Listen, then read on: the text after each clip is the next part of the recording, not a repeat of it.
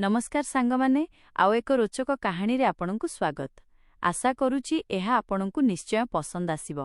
विवाहर मात्र 1 मास परे ही मो स्वामींकर मृत्यु होई जाइथिला। तेणु सासू जबरदस्ती मो विवाह मो दियर सहित कराई देले, जिए कि बहुत चुपचाप रहुथिला। सुनिथिली जे तांको बापांको मृत्यु परे तांको अवस्था एमिति होई जाइथिला जे से काहा सहित अधिक मिलामिशा करुनथिले। मु भाबिथिली जे सुहागरातरे मु तांकु सफा सफा कहिदेबी जे मोते एबे समय दरकार। किंतु सुहागरातरे से जेमिति कोठरी को आसिले एवं मु मो कथा कहिली मोते लागिला जे हुए तो से मो कथा बुझी पारिबे, कारण मो स्वामी तो तांकर बड़ भाई ही थिले। किंतु जेमिति मु कहिली जे मु मो स्वामी को भूली पारि नाही, से मो गालरे एक जोरदार चापुड़ा मारिले एवं पागलंक भଳି मो सहित व्यवहार कले। सांगमाने मो ना सुमन। लोके कुहंती जे मु बहुत सुंदर, किंतु मु केबे भी मो सौंदर्य को मोर शक्ति बनाई नथिली। मु भाबुथिली जे जेतेबेले मनीष काहार खराब करे नाही, सेतेबेले ता जीवन मध्य शांत रहिथाए। मु निज भावनारे मग्न थिली, एहा भाबी जे एबे किछि बड़ बा भयानक मो जीवनरे केबे हेबो नाही। किंतु जीवन मनीषर चिंताधारारे नुहे, भाग्यरे चाले। मु बहुत छोट थिली जेतेबेले मा आमकु छाड़ी चालीगले। से अन्य जणे पुरुष सहित चाली जाइथिले एवं पछरे बापा आ मु रहिगलु। सेही दिनठारु बापा भितरु भांगी पड़िथिले। से केबे भी खुलिकरी कथा हेले नाही कि मोते कोलाग्रत कले नाही। किछि वर्ष परे से द्वितीय विवाह कले एवं सेही स्त्री घरकु आसिले, किंतु मो मा हेले नाही। तांको पय मु केवल काम करुथिबा झियटिए थिली। जेमिति मु 17 वर्षर हेली, दायित्वर बोझ मो उपरे लदी दियागला। सकाळु राति पर्यंत घर काम एवं तापरे पिलांकु ट्यूशन पढ़ाइबा। धीरे धीरे लोके कहिबाकु लागिले जे तो बापा तोते केबे भी विदा करिवे नाही, तांकु तो घरे मागणारे चाकराणी मिली जाइछि, उपरु तु रोजगार करी मध्य देउछु।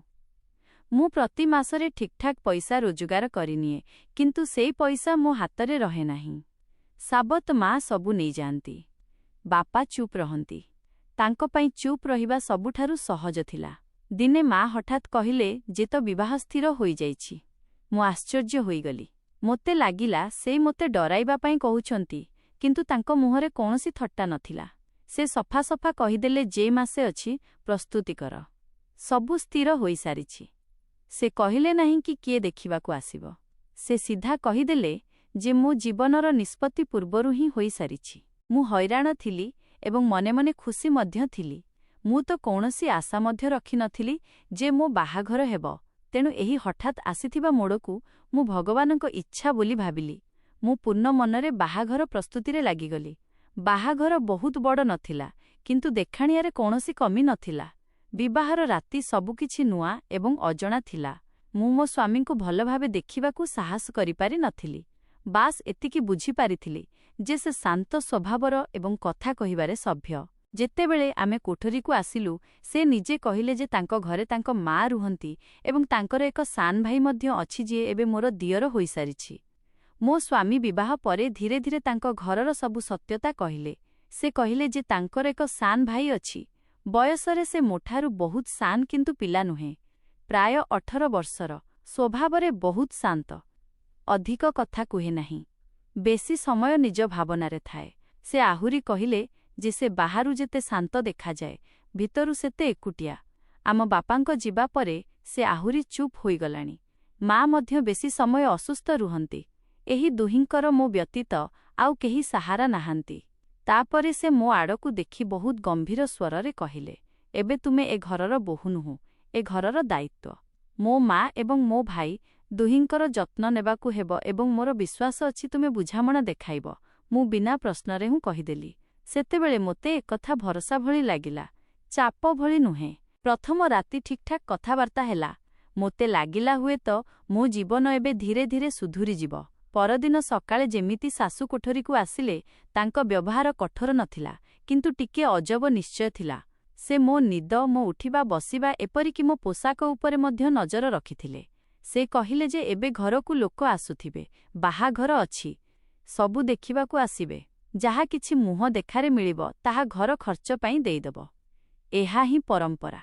मु चुपचाप तांको कथा मानिनेली। किछि समय परे मोर दियर सहित ठीक भावे भेट हेला। से सामना चौकीरे बसिथिले, आखि माटी आड़कु, हाथ पाखरे गुड़ा होइथिला। से मोते देखि बास हालका हसिले, पुणी चुप होइगले।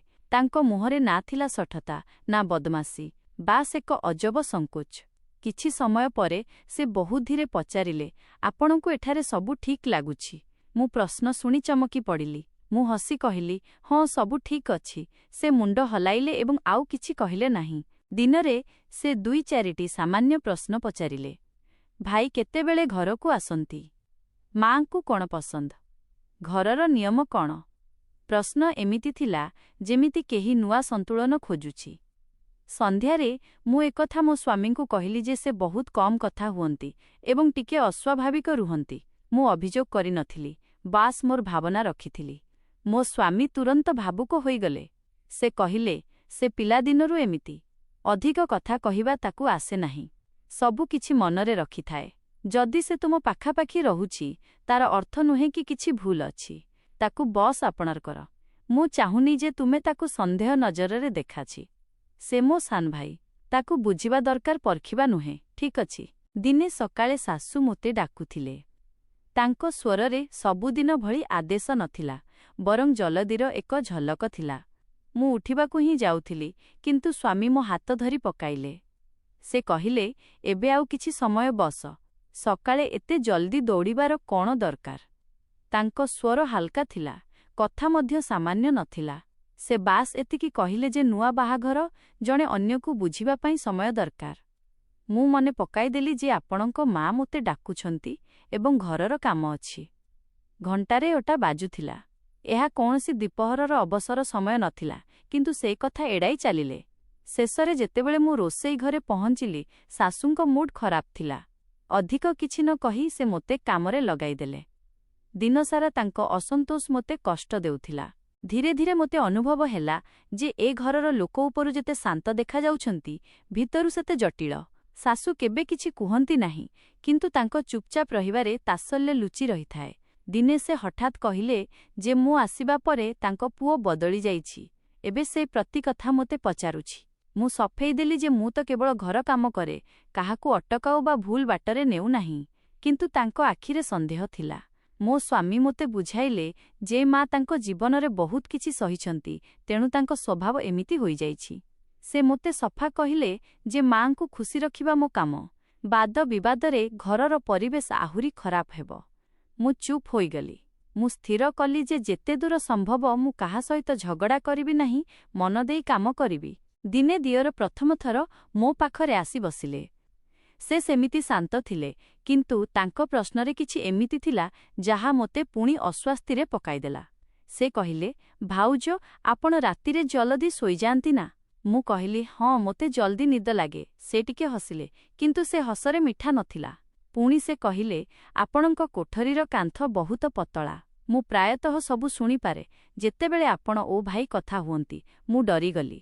ମୁଁ କହିଲି, ତୁମେ କ'ଣ ମୋ କୋଠରୀରେ ବସ? ସେ ବାସ୍ ଶାନ୍ତ ରହିଲେ।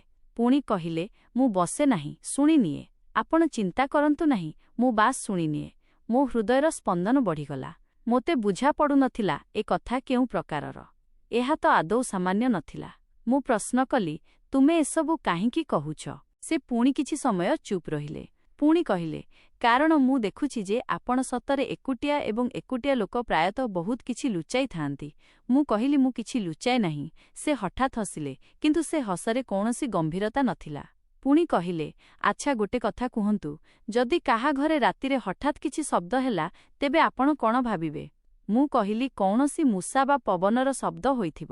ସେ ଧୀରେ କହିଲେ, ନା, ମୁଁ ତ ଭାବେ ଯେ କେହି ଭିତରୁ ଖୋଲି ଦେଖୁଛି। ମୋ ନିଶ୍ୱାସ ଅଟକିଗଲା। ମୋତେ ଲାଗିଲା ଯେ ମୋ ସାମ୍ନାରେ ବସିଥିବା ଏହି ମଣିଷ ସାମାନ୍ୟ ନୁହେଁ। ସେଦିନ ରାତିରେ ଯେତେବେଳେ ମୁଁ ବାସନ ମାଜି କୋଠରୀକୁ ଯାଉଥିଲି, ମୋ ମୁଣ୍ଡରେ ଦିଅରଙ୍କ କଥା ବାରମ୍ବାର ବୁଲୁଥିଲା। ସେ ଯାହା କହୁଥିଲେ ତାହା ଆଦୌ ଜଣେ ସାଧାରଣ ଲୋକ ଭଳି ନଥିଲା। ମୁଁ ନିଜକୁ ନିଜେ ଭାବିବାକୁ ଲାଗିଲି, କ'ଣ ଏ ସେଇ ମଣିଷ କି ଯିଏ ସବୁବେଳେ ଚୁପ୍ ରହୁଥିଲା? ଆଜି ସେ ମୋତେ ଏମିତି ପ୍ରଶ୍ନ କାହିଁକି ପଚାରିଲେ? ଏସବୁ ମୋ କଳ୍ପନା କି? ଏହି ଦ୍ୱନ୍ଦ୍ୱ ମଧ୍ୟରେ ମୁଁ କୋଠରୀରେ ପହଞ୍ଚିଲି। ମୋ ସ୍ୱାମୀ ପଛରୁ ମୋ ହାତ ଧରି କହିଲେ, ତୁମେ ଏତେ ସମୟ ଧରି କ'ଣ ଭାବୁଛ? ମୁଁ କେବେଠାରୁ ତୁମକୁ ଡାକୁଛି। ମୁଁ ଜାଗ୍ରତ ହେଲି ଏବଂ କହିଲି, ନା ନା, କିଛି ନାହିଁ, ବାସ୍ ଥକ୍କା ଲାଗୁଥିଲା। ମୋ ସ୍ୱାମୀ ଆଖିରେ ଚିନ୍ତା ନେଇ ପଚାରିଲେ, କ'ଣ ହୋଇଛି? ତୁମ ମୁହଁରେ କିଛି ଭାରିପଣ ଅଛି। ମୁଁ କହିଲି, ଆଜି ଆପଣଙ୍କ ଭାଇ ମୋତେ କିଛି ଅଜବ ପ୍ରଶ୍ନ ପଚାରିଥିଲେ। ସେ କହିଲେ, ତୁମେ ପୁଣି ସେଇ କଥା ଆରମ୍ଭ କରୁଛ। ମୋ ଭାଇ ଉପରେ ସନ୍ଦେହ କର ନାହିଁ। ସବୁକିଛି ଠିକ୍ ଚାଲିଥିଲା, କିନ୍ତୁ ଦିନେ ସକାଳେ ଖବର ଆସିଲା ଯେ ଅଫିସରେ ମୋ ସ୍ୱାମୀଙ୍କୁ ହାର୍ଟ ଆଟାକ୍ ଆସିଛି ଏବଂ ସେ ଆଉ ନାହାନ୍ତି। ମୋ ଦୁନିଆ ଭାଙ୍ଗି ପଡ଼ିଲା। ଶାଶୁ ଓ ଦିଅର ସମସ୍ତେ କାନ୍ଦୁଥିଲେ, କିନ୍ତୁ ମୋ ଭିତରେ ଏକ ଅଜବ ଭୟ ପଶିଗଲା। ପତିଙ୍କ ମୃତ୍ୟୁର ଯନ୍ତ୍ରଣା ଏବେ ବି ତାଜା ଥିଲା ଏବଂ ସେହି ସମୟରେ ଦିଅରଙ୍କ ଅଜବ ବ୍ୟବହାର ମୋତେ ଆହୁରି ଚିନ୍ତିତ କରୁଥିଲା। ଯେତେବେଳେ ମୁଁ ଘରେ ଏକୁଟିଆ ଥାଏ, ସେ ମୋ ପାଖକୁ ଆସି ଏମିତି ଚାହାନ୍ତି ଯେ ମୋ ରକ୍ତ ଜମାଟ ବାନ୍ଧିଯାଏ। ଶାଶୁ ମୋତେ ସବୁବେଳେ ମନୁଷ୍ୟ ବୋଲି ଗାଳି ଦେଉଥିଲେ। ବାପା ମୋତେ ନେଇଯିବା ପାଇଁ ଆସିଲେ, କିନ୍ତୁ ଶାଶୁ ଜବରଦସ୍ତି ମୋ ବିବାହ ଦିଅର ସହିତ କରାଇଦେଲେ। ବିବାହ ପରେ ଦିଅର ବଦଳିଗଲେ। ସେ ମୋତେ କହିଲେ ଯେ ସେ ମୋତେ ପ୍ରଥମ ନଜରରେ ପସନ୍ଦ କରିଥିଲେ। ଯେତେବେଳେ ସେ ଦେଖିଲେ ମୁଁ ତାଙ୍କ ଭାଇଙ୍କ ସହିତ ଅଛି, ସେ ତାଙ୍କ ଖାଦ୍ୟରେ ବିଷ ମିଶାଇଦେଲେ। ଏକଥା ଶୁଣି ମୁଁ ସ୍ତବ୍ଧ ହୋଇଗଲି।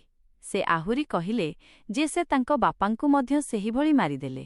ସେ ମୋତେ ଧମକ ଦେଲେ ଯେ ଯଦି କାହାକୁ କହିବି, ତେବେ ମୋ ଅବସ୍ଥା ଖରାପ ହେବ। ମୁଁ ତାଙ୍କୁ ଫସାଇବା ପାଇଁ କହିଲି ଯେ ମୁଁ ତାଙ୍କୁ ଭଲ ପାଏ ଏବଂ କ୍ଷୀର ନେଇ ଆସୁଛି ବୋଲି କହି କୋଠରୀ ବାହାରକୁ ଆସିଲି। ମୁଁ ବାହାରୁ କୋଠରୀକୁ କୁଣ୍ଡି ମାରିଦେଲି ଏବଂ ଶାଶୁଙ୍କୁ ଏସବୁ କହିବାକୁ ଗଲି। ଯେମିତି ମୁଁ ମୋ ଶାଶୁଙ୍କ କୋଠରୀକୁ ଗଲି ଏବଂ ସେମାନଙ୍କୁ ସବୁ ସତ୍ୟତା ଜଣାଇଲି, ତେବେ ସେ ଓଲଟା ମୋ ମୁହଁରେ ଚାପୁଡ଼ା ମାରିଲେ ଏବଂ କହିଲେ ଯେ ତାଙ୍କ ପୁଅ ଯାହା କହୁଛି ମୁଁ ସେମାନଙ୍କ କଥା ମାନିବା ଉଚିତ।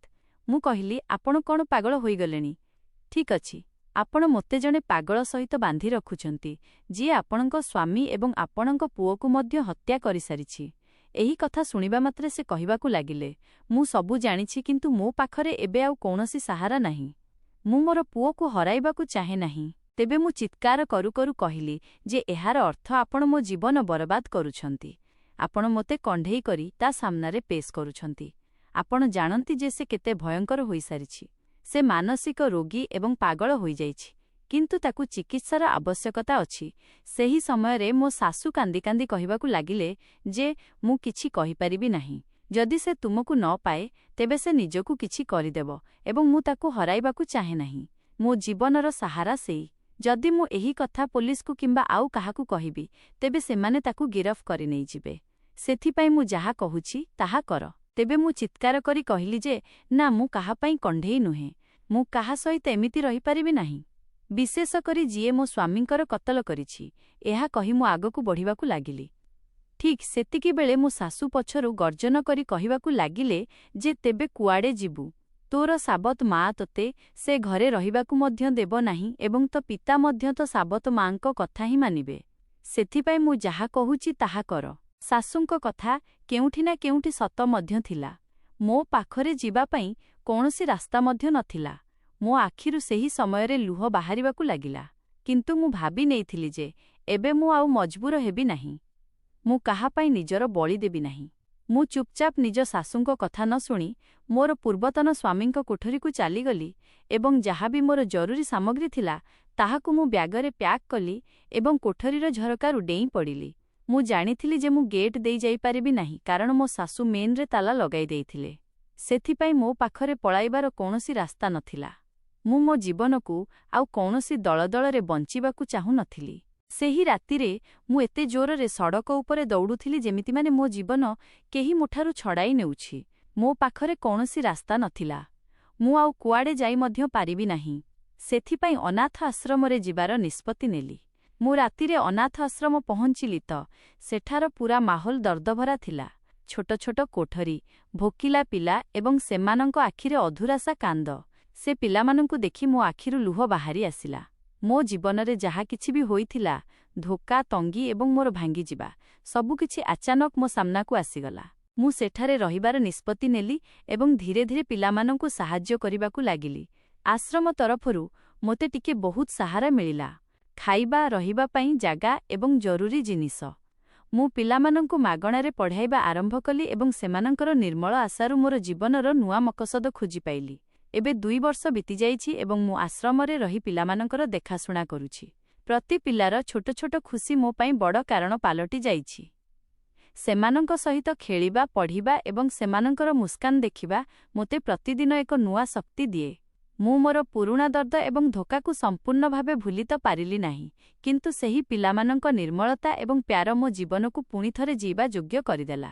ସେମାନଙ୍କ ଖୁସିରେ ମୋତେ ମୋର ଖୁସି ମିଳିଲା ଏବଂ ଏଥିରୁ ମୁଁ ମୋ ଜୀବନକୁ ପୁଣି ଭଲ ମାନିବାକୁ ଲାଗିଲି। ତେବେ ବନ୍ଧୁଗଣ, ଏହା ଥିଲା ଆଜିର କାହାଣୀ। ଆପଣଙ୍କୁ ଏହି କାହାଣୀ କେମିତି ଲାଗିଲା? ଆମକୁ କମେଣ୍ଟ କରି ନିଶ୍ଚୟ ଜଣାଇବେ। ଭିଡିଓକୁ ଲାଇକ୍ କରନ୍ତୁ ଏବଂ ଚ୍ୟାନେଲକୁ ସବସ୍କ୍ରାଇବ୍ କରନ୍ତୁ। ଧନ୍ୟବାଦ।